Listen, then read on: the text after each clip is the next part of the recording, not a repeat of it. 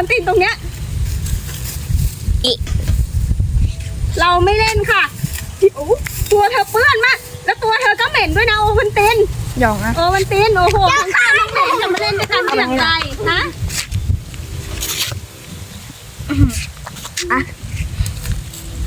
เอาจะให้หรือไม่ให้คะ เด็กล้อเลียนอ่ะนะเอ็มดูดิเด็กล้อเลียน เดี๋ยวให้แป๊บนึงนะ 1 ดอกบ๊ายบายโอเคค่ะบ๊ายบายเอาไม้มาตีเด็กเนี่ยตีหมาฮะ ตีหมาก่อนค่อยตีเด็ก ตีหมาหรือตีเด็กตีใครดีโอเค